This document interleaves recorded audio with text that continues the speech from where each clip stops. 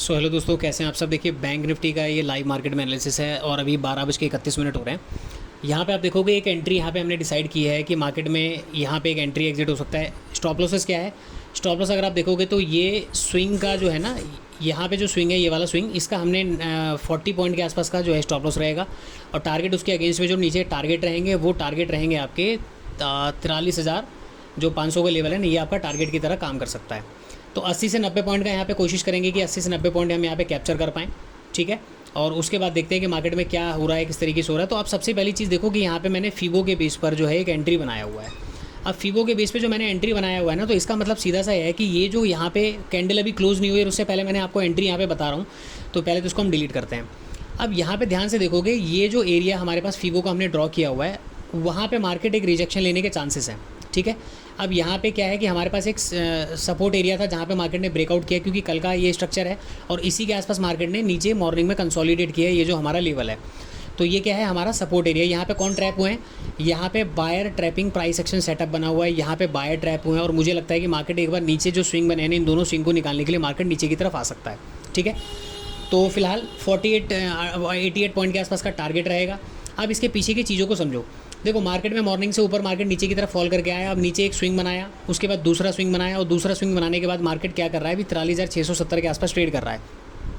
तो मैंने यहाँ पे डिसाइड किया कि मार्केट अब 0.5 0.6 के जोन में आया है, तो यहाँ से एक बार रिट्रेसमेंट नीचे की तरफ ले सकता है, क्योंकि इस वाले जोन में जो अभी हमने सपोर्ट ड्रॉ किया है, यहाँ पे बायर एंटर हुए हैं, क्या सोचकर कि यहाँ पे एक ऊपर की साइड ब्रेकआउट मिला है। इस ब्रेकआउट पे जब बायर गए ना, तो यहाँ से उम्मीद है कि मार्केट एक बार एटलीस्ट अपने पहले स्विंग को तो कम से कम यहाँ पे टच करेगा। दूसरे स्विंग का पता नहीं, हो सकता है कि दूसरे स्विंग को भी टच करे, बट पहला स्विंग यहाँ पे इंपॉर्टेंट है, तो हमने पहले स्विंग के आसपास का यहाँ पे टारगेट लगाया है। ठीक है ना, तो देखिए, एंट्री एग्जिट सारी चीज़ें आपको मार्केट आपको डिसाइड करके देगा, सब कुछ आपको मार्केट बताएगा। सिर्फ आपको ये डिसाइड करना है कि मार्केट आपसे अगर ले रहा है तो मार्केट आपसे कितना पैसा लेगा, आपका स्टॉप लॉस कितना लेगा। और अगर आप डेली का एक अपना टारगेट बना के आते हो कि मार्केट में मेरा इतना स्टॉप लॉस रहने वाला है, इतना टारगेट रहने वाला है, तो देखिए, टारगेट मिलना वो भविष्य के गर्भ में छुपा हुआ है। ठीक है, वो आपको मिलेगा। लेकिन स्टॉप लॉस एक ऐसी चीज़ है जहाँ पे मनी मैनेजमेंट को अगर आप फॉलो करते हो, तो स्टॉप लॉस ऐसा कंसर्न है अपने आप में कि जो स्टॉप लॉस अगर आपका हो गया, आपकी जेब से जो लॉस जाएगा ना, वो इंस्टेंट बेसिस पर आपके अकाउंट को, यानी कि आपको इफेक्ट कर सकता है, आपकी ट्रेडिंग मेंटालिटी को हिट कर सकता है। तो बेटर अपने स्टॉप लॉस को लगाओ। आप देखो, हमने स्टॉप लॉस यहाँ पे 43,700 को 9 को लगाया। अब मार्केट अगर थोड़ा सा नीचे की तरफ आता है 40-50 पॉइंट, तो स्टॉप लॉस क्या हो जाएगा, थोड़ा सा और कम हो जाएगा। जो हमने स्विंग लगाया है ना, उस स्विंग से नीचे हमारा स्टॉप लॉस चला जाएगा। अब यहाँ पे मार्केट अभी ट्रेड कर रहा है, देखते हैं कि मार्केट कहाँ तक जाता है, कैसे जाता है।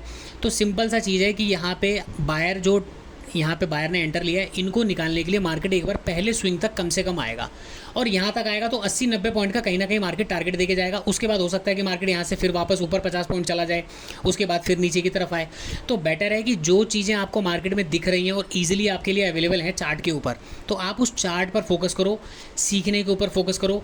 कमाओगे तभी जब आप पूरी तरीके से मार्केट को समझ पाओगे। ठीक है, तो देखो, कॉन्फिडेंस वाली बात होती है। देखिए, क्या होता है ना कि जब आप मार्केट में ट्रेड कर रहे होते हैं, आपका बड़ा लॉस होता है, या फिर ऐसे कुछ कंडीशंस होती है कि मार्केट में आपके पास छोटा मोटा कैपिटल है, 50,000, 40,000, 20,000 रुपये का, और वहाँ पे आप सीखने की वजह आप वहाँ पे ट्रेड करो। देखो, सीधी सी बात है कि 20,000 रुपये की कैपिटल से, 50,000 रुपये की कैपिटल से आप घर तो चला नहीं सकते हो, अपने कर्जे तो खत्म नहीं कर सकते हो।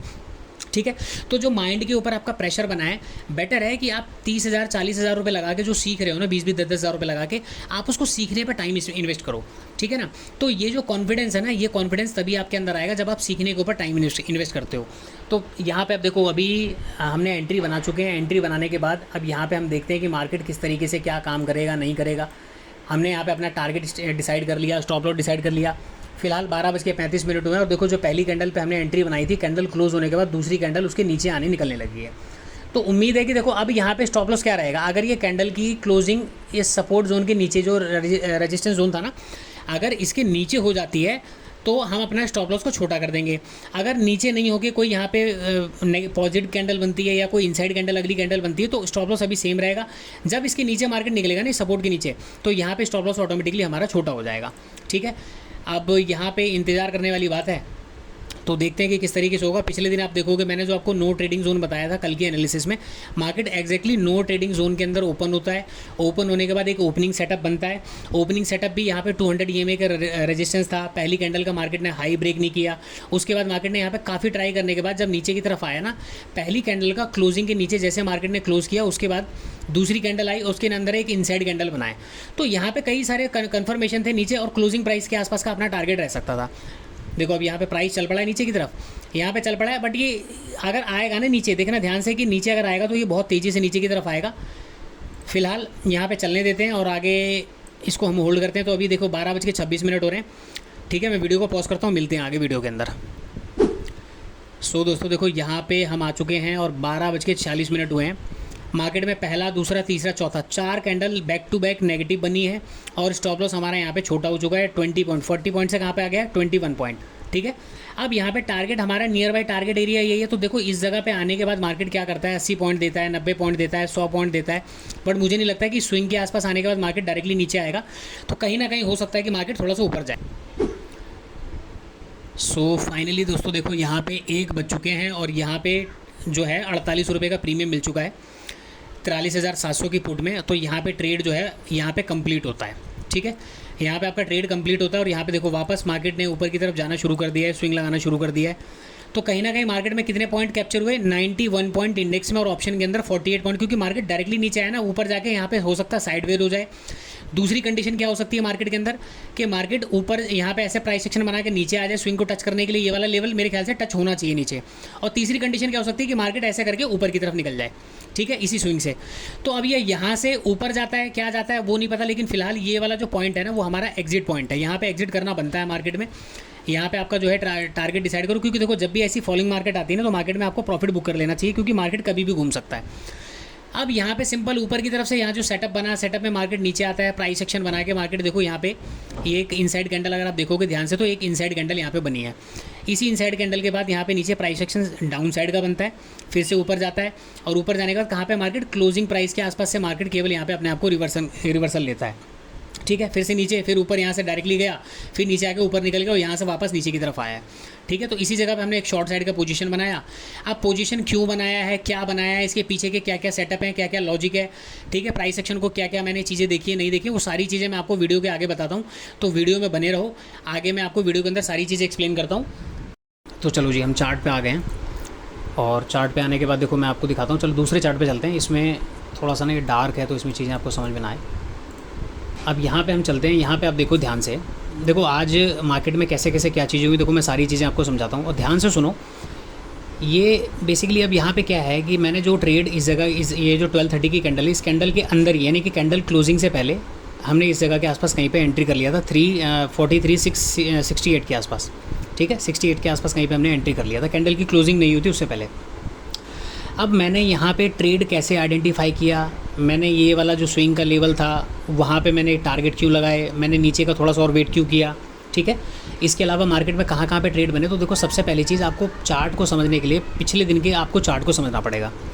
पिछले दिन के चार्ट में क्या है, देखो आपको प्राइस सेक्शन के बेसिक, अगर प्राइस सेक्शन का बेसिक अगर आपको पता है ना कि प्राइस सेक्शन बेसिकली होता क्या है, किस तरीके से काम किया जाता है प्राइस सेक्शन में, तो देखो प्राइस सेक्शन का जो कॉन्सेप्ट, यानी कि अगर मैं बात करूं एसएमसी की, एसएमसी को समझने के लिए आपको प्राइस सेक्शन समझना पड़ेगा। और प्राइस सेक्शन को प्रॉपर समझने के लिए प्राइस सेक्शन के जो बेसिक्स हैं, जैसे कि ब्रेक ऑफ स्ट्रक्चर किसे बोलते हैं, चेंज ऑफ कैरेक्टर क्या होता है, लिक्विडिटी क्या होती है, लिक्विडिटी स्वीप क्या है, ऑर्डर ब्लॉक क्या है, इनएफिशिएंसी क्या है, ये सारे जो टर्म्स हैं, आपको शायद आप में से बहुत सारे लोग होंगे जो इस टर्म्स के बारे में जानते भी नहीं होंगे, बहुत कम लोग होंगे जो इस टर्म्स के बारे में जानते होंगे, लेकिन उन्होंने शायद कभी यूज़ ना किया हो। तो ये प्राइस सेक्शन का बेसिक जो है ना टर्म्स मैंने आपको बताए हैं, इसके ऊपर प्रॉपर मतलब नॉलेज आपके पास होनी चाहिए। उसके बाद आप प्राइस सेक्शन को समझ पाओगे कि प्राइस सेक्शन किस तरीके से काम करता है। और जब ये बेसिक नॉलेज के बिहार पर आप प्राइस सेक्शन को समझ जाओगे ना, तो आप एसएमसी के बारे में समझ जाओगे। एसएमसी बोले तो स्मार्ट मनी कॉन्सेप्ट।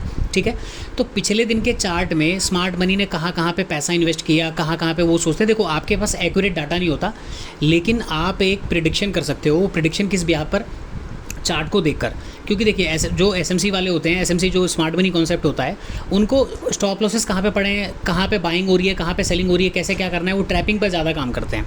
ठीक है ना, तो पिछले दिन के चार्ट को आप समझोगे तो आज के दिन में मार्केट में देखो, सबसे पहले आज के दिन क्या होता है मार्केट में, मार्केट ओपन कहाँ पे होता है और कैंडल की जो कैरेक्टर है, कैंडल के कैरेक्टर को आप समझो तो आपको धीरे धीरे क्या है ना कि चीज़ें आपको समझ में आने लगेगी कि कहाँ पे ट्रेड लेना है, कहाँ पे ट्रेड नहीं लेना है, वो सारी चीज़ें धीरे धीरे आपको समझ में आएंगी। फर्स्ट ऑफ ऑल, मार्केट की ओपनिंग कहाँ पे होती है, ध्यान से देखिए।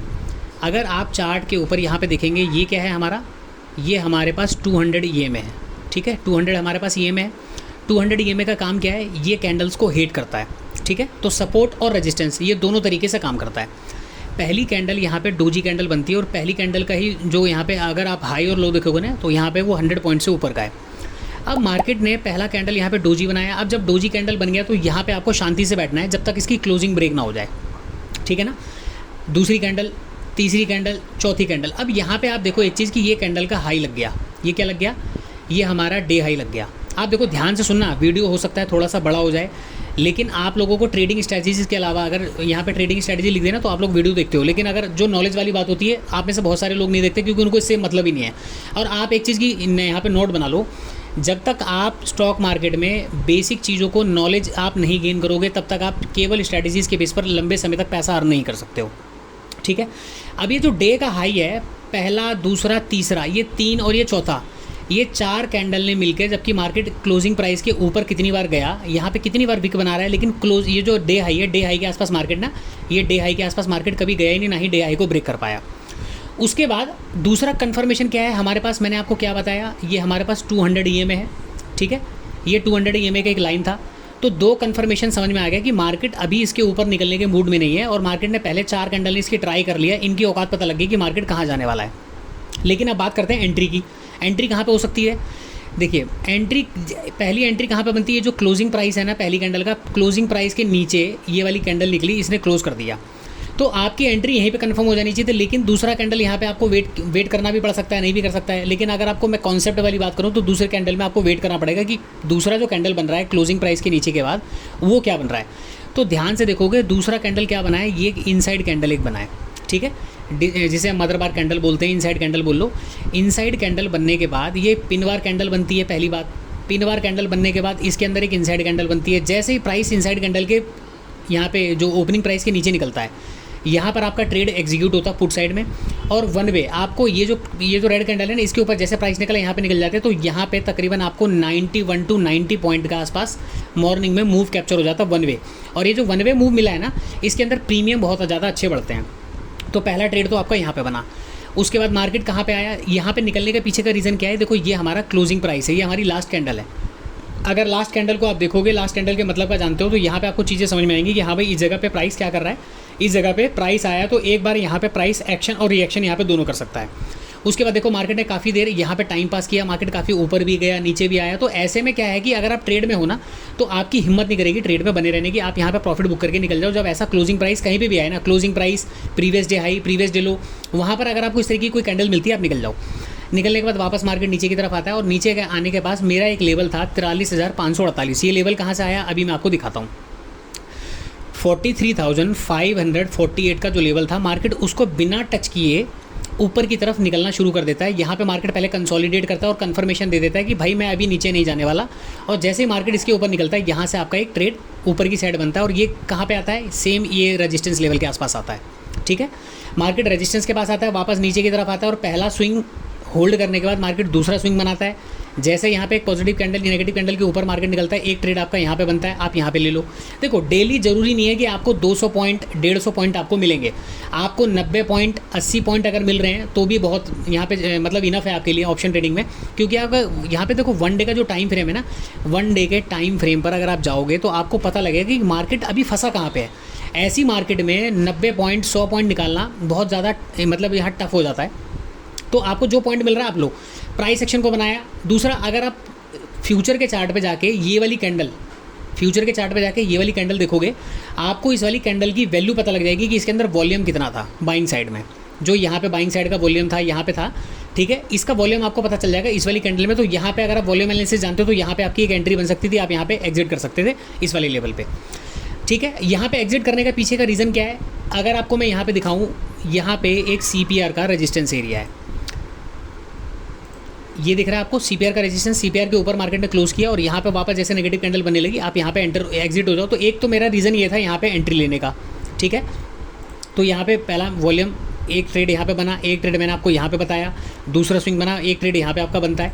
उसके बाद मार्केट में जब यहाँ पे जब मार्केट आया ना, तो मैंने इसी वाली कैंडल में, यानी कि मैंने क्या किया, इसको हम बोलते हैं इस वाली कैंडल के अंदर जब हमने एंट्री बनाया, जब मैंने आपको बताया कि एंट्री यहाँ पे बनी कि 40 पॉइंट का स्टॉप लॉस था। देखो ऊपर एक तो 200 EMA हमारे पास पड़ा हुआ है, ठीक है ना।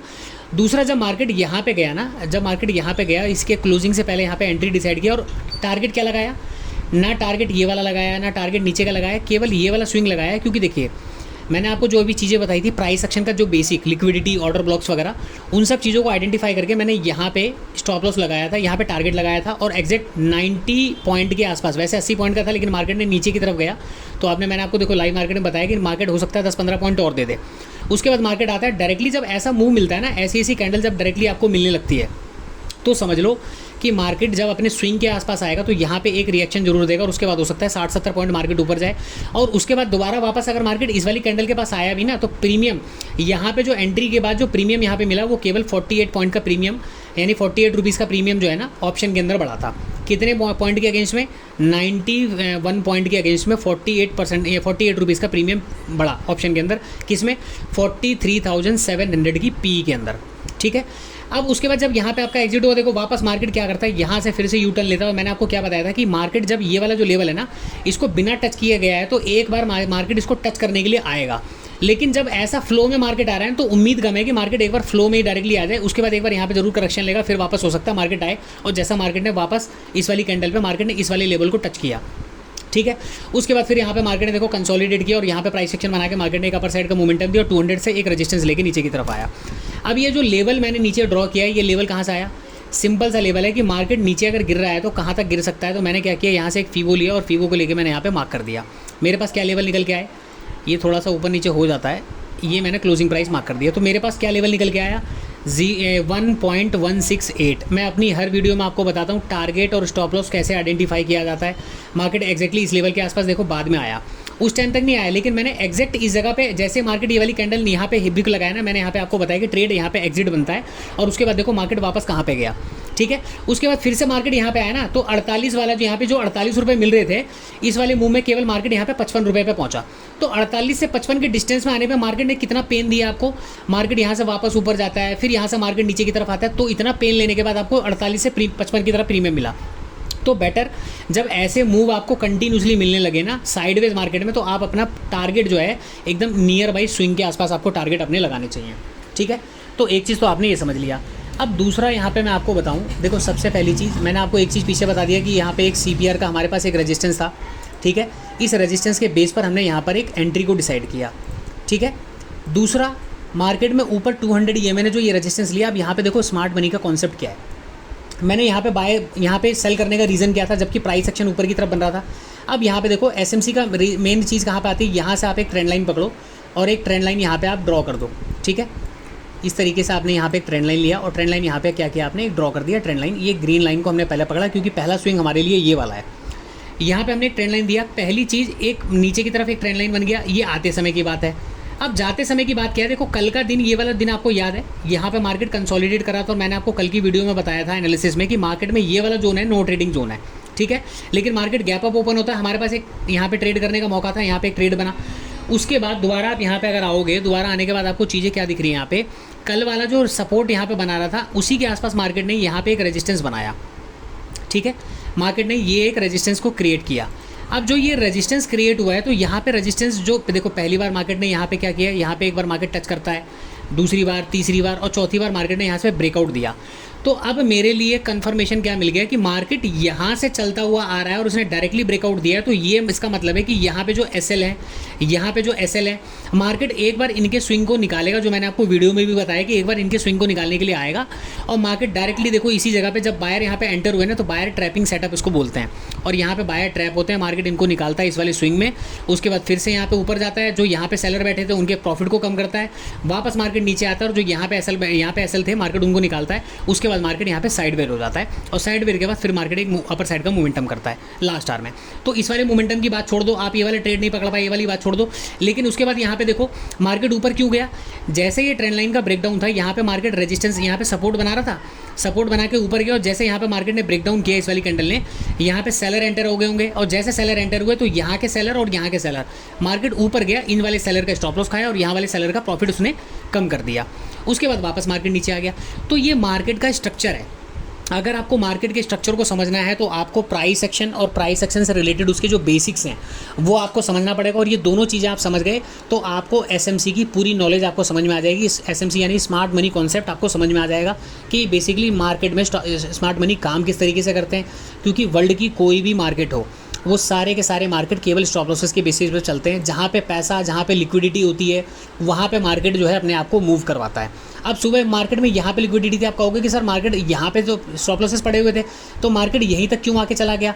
यहाँ पे आने के पीछे का सिंपल सा है, मैंने यहाँ पे क्या किया, इसका फीवो का मैंने डे हाई पकड़ा और डे यहाँ पे जो डे लो पहला वाला बना था, इस वाले डे लो को मैंने मार्क कर दिया। ठीक है, ये वाला डे लो मैंने मार्क कर दिया। यहाँ पे आपको क्या दिख रहा है, अगर फिबोनाची को यूज़ करना जानते हो तो यहाँ पे 0.61% के लेवल तक मार्केट आया है। तो मैं ये मान के चलता हूँ कि मार्केट अगर इस लेवल तक आ चुका है ना यहाँ पे, तो यहाँ पे जो सेलर बैठे हैं इंट्राडे वाले, उन्होंने अपने पोजीशन को बुक कर लिया होगा। उसके पीछे का सिंपल सा रीज़न क्या है, साइकोलॉजी क्या है। सपोज़ आपको 1000 रुपये का कोई प्रॉफिट मिल रहा है, ठीक है, और आपने अपना एसएल यहाँ पे लगाया और आपको दिख रहा है कि मार्केट ने आपको ऑलरेडी यहाँ से प्रॉफिट देना शुरू किया और यहाँ तक आपको 1000 रुपये मिल चुके हैं। और उसके बाद मार्केट धीरे धीरे करके प्राइस एक्शन बनाता हुआ, मार्केट सपोर्ट लेता हुआ ऊपर की तरफ आ रहा है। तो जब आपको दिखेगा कि 1000 रुपये का प्रॉफिट मेरा 600 हो गया है, तो आप क्या करोगे, आप अपने प्रॉफिट का जीरो होने का वेट करोगे या फिर यहाँ पे 60% कम हो गया तो आप वहाँ पे निकल जाओगे। तो 100 में से 60 लोग 70 लोग ये काम करेंगे कि वो अपना कुछ ना कुछ प्रॉफिट को बुक करेंगे और वहाँ से एग्जिट कर देंगे। ठीक है, दूसरा, मार्केट में जब डिस्टेंस बहुत ज़्यादा हो जाता है ना, तो मार्केट डायरेक्टली उनके स्टॉप लॉसेस को हिट नहीं करता। मार्केट इस तरीके से प्राइस सेक्शन बनाएगा और यहाँ पे अगर सपोर्ट लेता तो फिर वापस मार्केट अपने इस सपोर्ट को तोड़ता और यहाँ से ऐसा करके जोन बना के मार्केट ऊपर निकलता, तो इनके स्टॉप लॉसेस को खाता। तो स्टॉप लॉस में अगर डिस्टेंस है 200 पॉइंट, 300 पॉइंट, 250 पॉइंट का है ना, तो मार्केट डायरेक्टली कभी नहीं करेगा काम। मार्केट किसको ट्रिगर करेगा, जो उनके पास में बैठे हुए हैं। यहाँ पे एसएल पड़े हुए थे, यहाँ पे बायर एंटर हुए, इस वाले सपोर्ट पे बायर एंटर हुए, यहाँ पे जो ये ट्रेंड लाइन बना था यहाँ पे जो बायर एंटर हुए, तो मार्केट को यहाँ पे क्या मिल गया, लिक्विडिटी मिल गई। अब मार्केट को यहाँ पे जब लिक्विडिटी मिली तो मार्केट क्या कर रहा है, वापस नीचे की तरफ आ रहा है, यहाँ पे हाई पे खरीद रहा है और यहाँ पे क्या कर रहा है, यहाँ पे आपको निकाल दे रहा है। ठीक है, तो इसके लिए ये वाला जोन से बेटर है ये वाले जोन के लोगों को टारगेट करना। तो मार्केट नीचे आता है, उसके बाद फिर यहाँ पे जो सेलर बैठे यहाँ पे बैठे, मार्केट उनको निकालता है, उसके बाद वापस नीचे की तरफ आके फाइनल इनको एग्जिट कर देता है यहाँ से। तो सिंपल सी चीज़ें हैं, सिंपल चीज़ों को फॉलो करोगे तभी आपको चीज़ें समझ में आने वाली हैं। बाकी मेन कॉन्सेप्ट मैं आपको देखो इस वीडियो के स्टार्टिंग में मैं आपको बता चुका हूँ कि एंट्री लेने से पहले, एग्जिट लेने से पहले आपको मार्केट में वेट करना है। अगर आपको मॉर्निंग ट्रेड पकड़ना नहीं जानते, देखो स्टार्टिंग में मुझे भी ना मॉर्निंग ट्रेड के बारे में समझ में नहीं आता था। इतनी ज़्यादा वॉलेटाइल मार्केट में मैं हमेशा गलत ट्रेड करता था। लेकिन धीरे धीरे जब मार्केट में 4 साल 3 साल निकल गए ना, तो धीरे धीरे मैंने इन सब टॉपिक्स पर काम करना शुरू किया, इन सब कैंडल्स पे मैंने काम करना शुरू किया और धीरे धीरे जब प्रैक्टिस करनी शुरू की ना, तो मुझे समझ में आया कि स्मार्ट मनी का कॉन्सेप्ट क्या होता है, प्राइस एक्शन क्या होता है, उसके अंदर जो बेसिक्स हैं उसको कैसे समझा जाता है। तब जाके मुझे ये समझ में आया कि मार्केट में कहाँ पे एंट्री लेनी है, कहाँ पे एग्जिट करनी है। बाइंग साइड में जा सकता था, बाइंग साइड में मैंने आपको टारगेट नहीं बताया, ना ही मैंने स्टॉप लॉस बताया, क्योंकि वहाँ पे कंफर्मेशन था। आप फ्यूचर के चार्ट में जाके देखोगे आपको चीज़ें दिखाई देंगी यहाँ पे क्या है। अब ऑप्शन के चार्ट में आ जाओ, ऑप्शन के चार्ट में यहाँ से यहाँ तक जो मोमेंटम आया ना, वो मेरे ख्याल से आया था शायद 91 पॉइंट का। और यहाँ पे आप देखोगे तो यहाँ पे जो प्रीमियम आपको मिला इस वाली कैंडल के आसपास, तकरीबन अपने को प्रीमियम मिला था 48, यहाँ शायद ज़्यादा दिखा रहा है। यहाँ पे आप देखो आओगे ना ये वाले कैंडल के आसपास, तो 48 रुपीज़ के आसपास का कुछ था। वो एंट्री मेरे को एग्जैक्ट यहाँ पे याद नहीं है कि कितनी थी। तो 48 रुपीज़ के आसपास का प्रीमियम मिला 90 पॉइंट के अगेंस्ट में। ठीक है, तो ये सिंपल सा आज के ट्रेड का लॉजिक था और आज के डे का पूरा लॉजिक मैंने आपको समझाया। तो चार्ट में साइडवेज मार्केट, आप डेली टाइम फ्रेम पर जाके देखो चार्ट को, यहाँ पे आ जाओ डेली टाइम फ्रेम पर। आप डेली टाइम फ्रेम में आओ, आपको कहाँ पे दिख रहा है कि मार्केट में आपको ट्रेड करना है। बड़े बड़े कैपिटल लेके भी बैठने वाले लोग ना अभी इंतजार कर रहे हैं मार्केट में कि मार्केट कोई ट्रेंड लाइन का ब्रेकडाउन करे या नीचे की तरफ निकले तो हम ट्रेड करेंगे। मैं उस मार्केट में भी आपको बता रहा हूँ कि मार्केट में एंट्री एग्जिट कैसे लिया जाता है, कहाँ पे क्या चीज़ें करी जाती हैं। ठीक है, तो ये सारा खेल जो है ना दोस्तों, एक्सपीरियंस का खेल है। जब आपके पास धीरे धीरे एक्सपीरियंस आएगा, आप प्रैक्टिस करोगे, प्रैक्टिस करने के बाद मार्केट में जो चीज़ें हो रही हैं उसको समझोगे ना, तब जाके आपका पैसा बनेगा। लाइव मार्केट में आके आप केवल पैसा कमाने के लिए यहाँ पे आते हो, पैसा कमाने के लिए आते हो ना, तो इसी वजह से आप सीख नहीं पाते हो। ठीक है, तो फिलहाल आज की वीडियो को यहाँ पे एंड करते हैं। वीडियो अगर पसंद आया हो तो वीडियो को लाइक करना, चैनल पे नए हो दोस्तों तो चैनल को सब्सक्राइब करना। मिलते हैं नेक्स्ट वीडियो में। जय हिंद।